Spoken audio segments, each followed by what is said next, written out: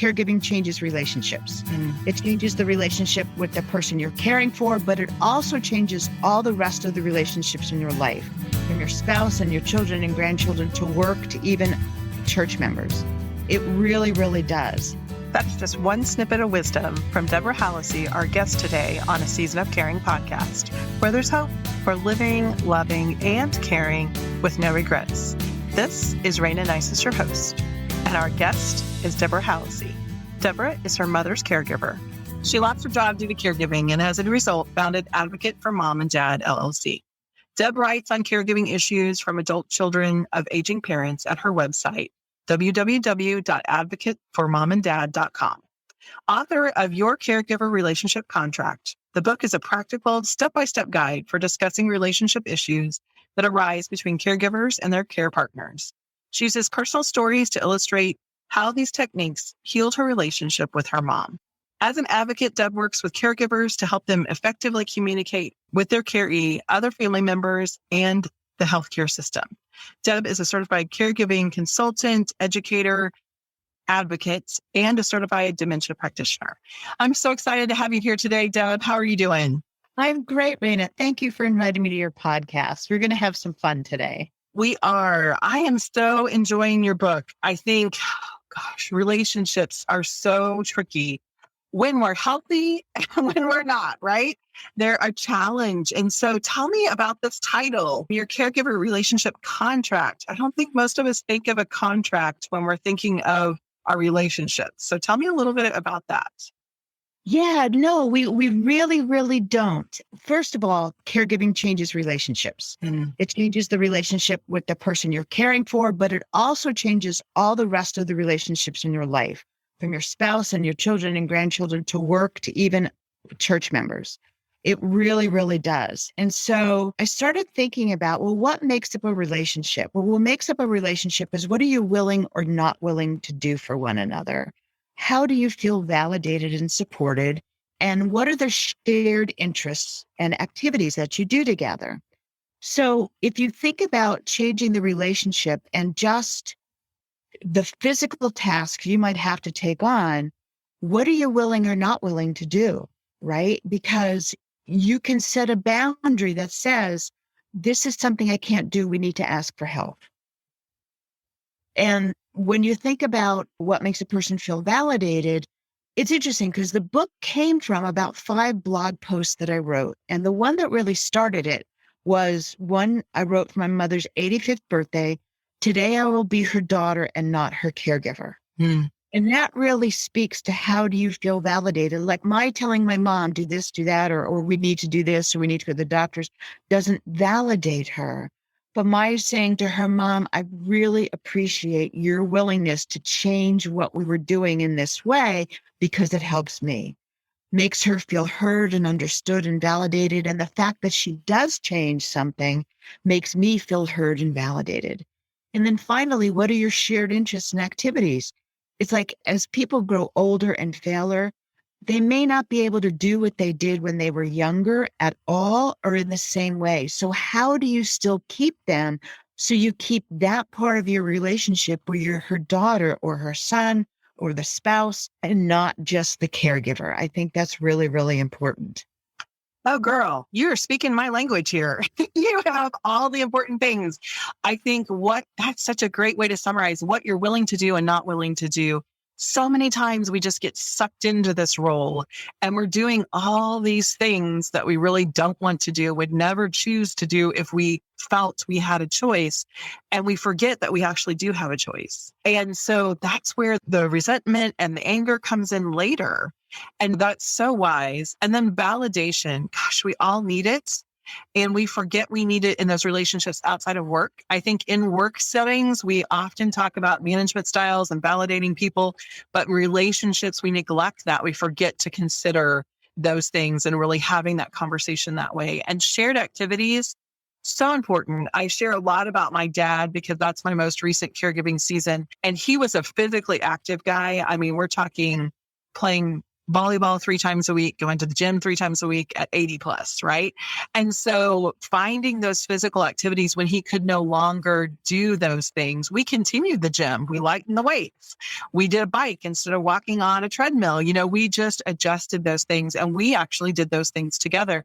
I think there is so much importance in that, because we can focus on all of the tasks and forget that relationship side, and those activities that we do, whether it be a puzzle together or enjoying music together, that's the relationship. And it's so important to feed that throughout this journey. So I love that. So excited. Okay. In your book, you talk about unspoken expectations. Oh, they're tricky, aren't they? So tell us a little bit about why that's so important to realize that those are a part of our relationships. Yeah, I'll tell you, the aha moment came for me when my dad was diagnosed with congestive heart failure in 2014. And that November, he went in the hospital, and he was in the hospital for 2 weeks. And I moved back there with my parents because my father was my mother's caregiver. Plus, I live an hour away. So I wanted to be able to go and see him in the hospital. And my mom and dad had a routine. When my mother got up in the morning, there were a set of things he did for her, and they had a routine at night. And we were about a week into my dad being in the hospital and staying with mom when I realized that every night I was starting to get tense and just angry at all the things I had to do before I could go to bed. And I was exhausted. And it was take her blood sugar, put eye drops in her eyes, bring the toothbrush and toothpaste from the bathroom into the kitchen, close the curtains in the bedroom, turn the bed down, get her clothes out, bring water out. Like, that's only 6 or 7 things. And you would think, well, that's not a lot. But when you're exhausted, the thoughts of having to get through them before you get to bed, that having to bring the toothbrush and toothpaste from the bathroom into the kitchen so she could sit while she brushed her teeth made my head explode every single night. And what suddenly occurred to me is, wait a minute, this is what dad did for mom. And mom's expectation is that I could continue this. And because I was so new to it, it was mine as well. It's never anything she said to me, but I'm like, I cannot continue his routine, his contract, if you will, the same way that he does.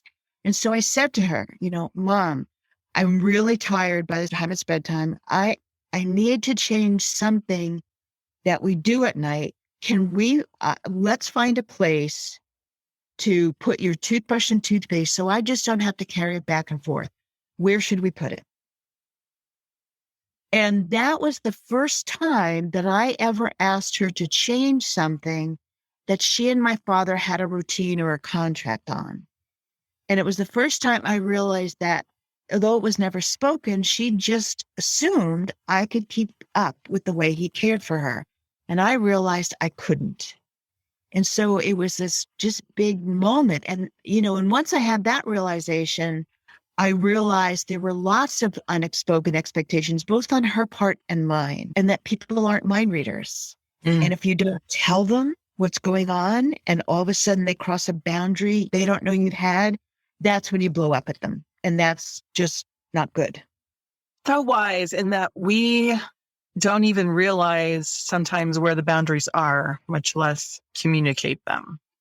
And that can be so tricky because a lot of this is about our own work in realizing what the shoulds are that we're experiencing that are bringing up that resentment that lead to those outbursts. Really understanding that there are boundaries and there are things that we really need in order to continue in offering the support that we want to offer, and asking for the help around those things that we don't want to do.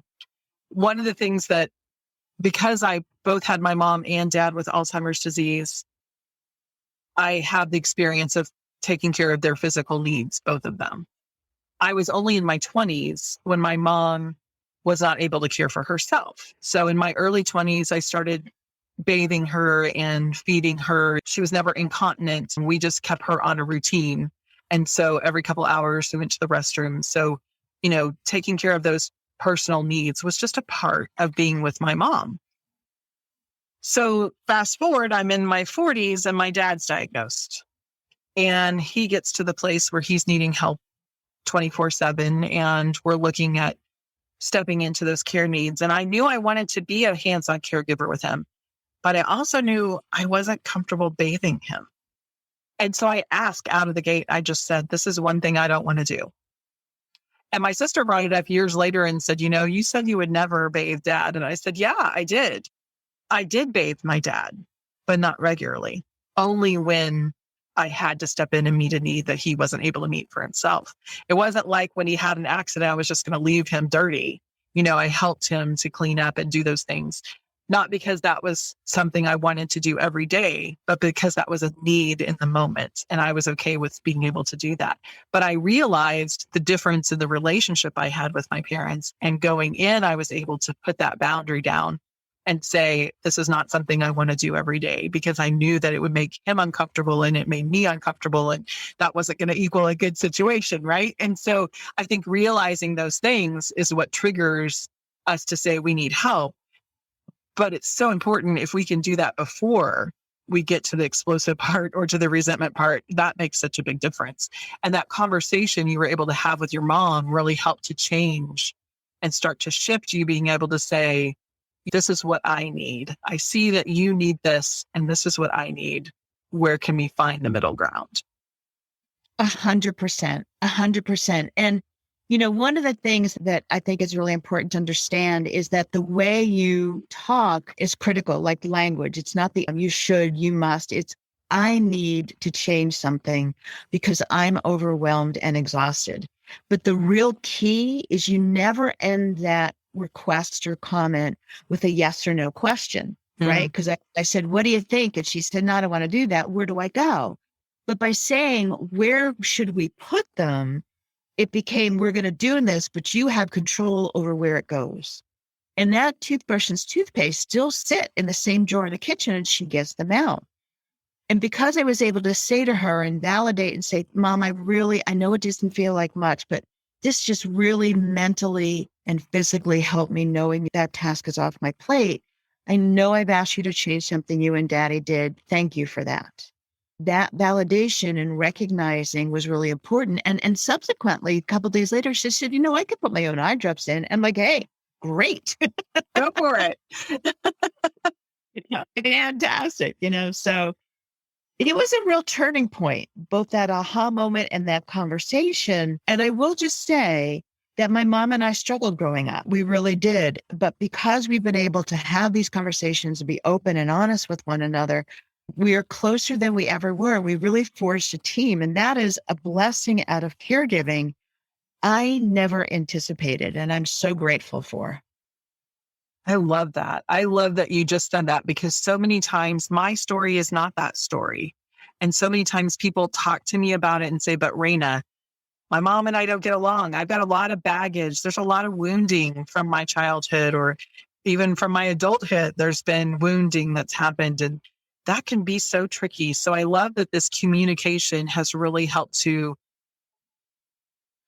bring forgiveness, repair the relationship, and really bring that team together that you so need. It's so important in caregiving to be able to know that they can trust you and you can trust them, and you're both looking out for each other, and that it's not about the old stuff, but it's about moving forward together. So it sounds like that language is really important. So how would you help to bring that common language to you and your Carrie? So I think there's a couple pieces to it. I think that you need to recognize that there are unspoken expectations. And the first time you're working through this and really practicing it, somebody's going to cross the boundary and you're going to snap. Okay, that's okay. It's the learning that happens. It's like, all right, well, that wasn't good. So what? It's the deconstructing of what happened in that situation. So here's the thing. First of all, it requires true self-awareness, which is not an easy thing. It requires you to be self-aware. It requires you to, I call her my inner 8-year-old. My mom can ask me to do something. And if my immediate reaction is anger or frustration, like with that first emotion, like, oh God, I have to stop myself and say, is this a reasonable request? And it's my inner 8-year-old reacting to my mother saying something to me when I was 8.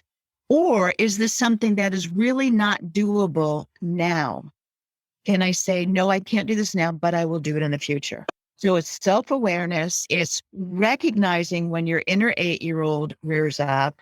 Then it's also recognizing how much gender and birth order play into this, both from you, right? Like I'm the female. Oh my God, I've got to do this. I'm the only girl, or I'm the youngest, or I'm the oldest. I have to do this, whatever that is. But it also plays in. My mom's going to be 90 in February 1st. It also plays in because so many times in families, the daughter can say something and it's like, yeah, whatever.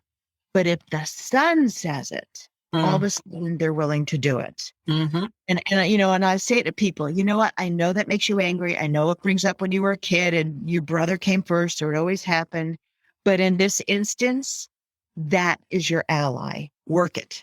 Go say to your brother, mom's not listening to me. Could you please tell her to do this? She'll listen to you, right? I think the thing is willingness to work on yourself. Because we have these old records in our head and they're very familiar and very comfortable. And if we're not willing to stop that record and be self-aware and figure out where it's coming from, then you're not going to be able to do these communication techniques. You're not going to be able to be the caregiver that your loved one needs and that you need to be. And some people aren't willing to do that work. And that means they're not the ones who should be stepping into this role, because that's where elder abuse comes in and other situations that get so icky and so sad, is really this not able to move into a place of health and wholeness as a person that's providing the care, because this is hard work. It is hard work. Yeah, it is hard work, but it can be filled with joy as well. Amen. Yeah, so important. There's so much blessing in it. And that's true of everything. The pressure creates the diamond. And without the pressure, the diamond can't happen. And so we have to realize that's just part of what we're looking at. So asking for and saying yes to help is hard. It is hard for caregivers and for the person who's receiving that care. How do we do that? How do we get to a place where we can ask in a way that you talked about, the language of it in expressing your own need? Is that mainly what helps us, is to realize that we need something and asking for it from a need base? Because I talk to people all the time, you are your parents' legacy. They don't want you to give up your life. They don't want you to end up this depressed, lonely, resentful, angry person because you've done nothing but care for them. They want you to have the life that makes you happy and fulfilled. They just want you to do that and care for them. And so it's a balance. It's not, again, that's where the hard comes in, right? We've got to be able to do both. So how do we ask and how do we help them to hear our needs? Yeah, you're right. I think asking for and saying yes to help, there are two pieces to that. There is the person we love and we're caring for who doesn't want to ask for help, right? And I think sometimes it's a generational thing. I think about my mom and dad. They grew up during the Depression, born right after World War II. And so like privacy and not telling people your business and the fact that you need help is just an ingrained part of who they are. Okay. And so we need to respect that and understand that. But by the same token, as you just said, they want us to live the best life we can while we're caring for them. And so being able to say, I need help, and putting it about you can help them say, okay, this is something that I need to give in, or not give into, but this is something I need to consider. But I will say that don't expect this conversation about bringing help in to be one and done. I call it the drip method, right? You have the conversation, you let it go, and you have it again in a different space and time. It could take a long time using this drip method, but each time you have it, you help them understand a little more why you need the help. The other thing I would say is understand like their boundaries as well. Like if someone is adamant about, no, I don't want a stranger living in my home, but you still need the help, don't push live-in care. How about if we get help a couple hours a week, right? Start small and then grow it from there. I think that's really important. And then everything we talked about, really getting your loved one to say yes to help, in a lot of ways is setting a boundary that says, I can't do this. The solution is to ask for help, not for you to change an action. Like I asked of my mom, the solution is for help. One other thing that I love, this came from my Aunt Mary Ellen, who we lost to lung cancer. One of the other impediments, like even calling a neighbor and saying, when you're out, can you buy bananas? Right? Like, oh, no, I don't want to bother them. They have their own life. I think part of that often comes from when the neighbor brings the bananas over, they don't want to take payment. And that's just, no, wait, I pay my way. Again, that's a generational thing. So my Aunt Mary Ellen bought gift cards to every Target, Walmart, Publix, ShopRite, whatever. And anyone who we go shopping for, she gave a gift card to. And then when it was almost done, she gave another one. So that conversation went away. Mm-hmm. Then there ourselves as caregivers who are unwilling to ask for help. Oh no, I'm the only one that can do it. Like I see this all the time with married friends as well. Oh, I have to do it. My husband does it wrong. And I'm thinking, is it really wrong or is it really different? That's the thing. Like, so I think as caregivers, we think, oh, they're going to do it wrong. Is it really wrong or is it different? And if you really have a hard time, talk to somebody about it, a counselor, a minister, whoever. And this is the final point about asking for help. So often when we ask for help, well, first of all, when people say, what can I do? We're often not prepared. So think about what it is that can help you and write it down. Okay. So when they ask, you can tell them. But when they ask, you can say, oh, can you walk the dog? And they'll say, okay, sure. But that's not enough information for them. If you say, can you walk the dog Tuesdays and Thursdays between 5 to 7 for 20 minutes? You have now created a smart ask. It's specific, it's measurable, it's attainable, it's relatable, and it's time-bound. And they can now negotiate and say, well, I can't do it Thursdays between 5 and 7, but I could do it between 6 and 8, right? What you never want to do is ask something like, can you walk the dog? And somebody says yes, and then the details become the devil, and all of a sudden they will never help again. Plus, it really makes you think through what you need. So creating kind of smart asks, I think, is the right thing to do. Such a good point, because that's where expectation comes in again. Well, ask you to walk the dog. Why don't you know that means on Tuesdays and Thursdays from, 5 to 7? You had this very specific idea in mind, possibly. You had your routine in mind. This is when the dog is used to walking. This is what we always do in our house. And you never communicated that. And so they can't meet your expectation because they don't even know what your expectation is. And I love that too, because the person who's being asked knows what they're committing to. When you just randomly say, can you walk the dog? I'm thinking, you mean right now today? And sure, I can do that, but not the rest of my life or twice a week for the next 2 months. You know what I mean? That request isn't specific enough for them to even know what they're agreeing to. So that's just totally setting you up for tension, stress, and frustration. So I love that. Get that ask ready and make it sure that it's smart.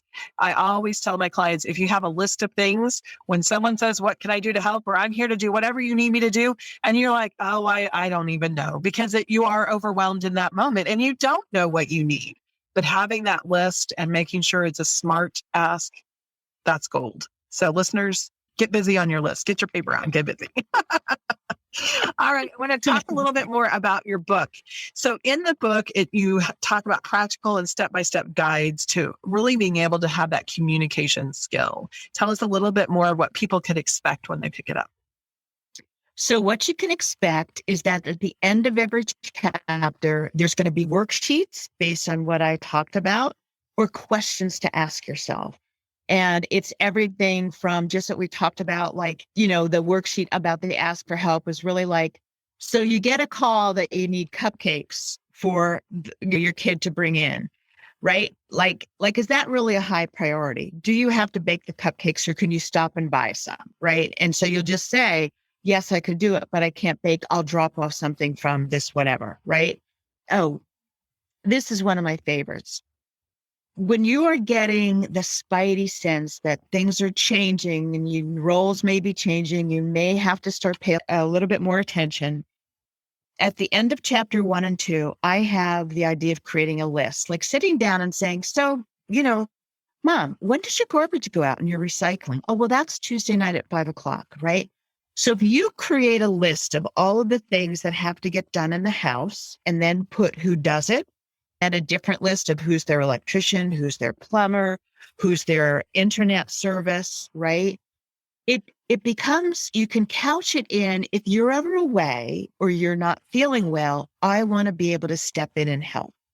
Not, you're getting old and I don't want you to do this, but really let me understand how you live your life. And that includes a list of what they love to do. I want to go to church on Sunday morning at 9:30.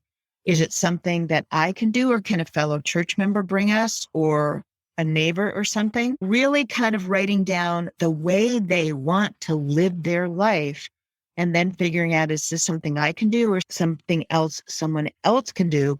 And who is that person?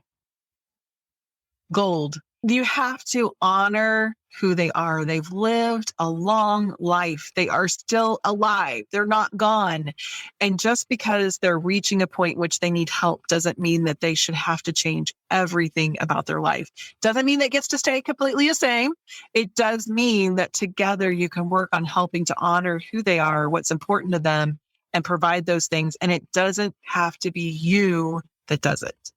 I say it over and over again, build your team, find the people that they need to support them so that they can grow old. You can walk them all the way home and have a life that you love.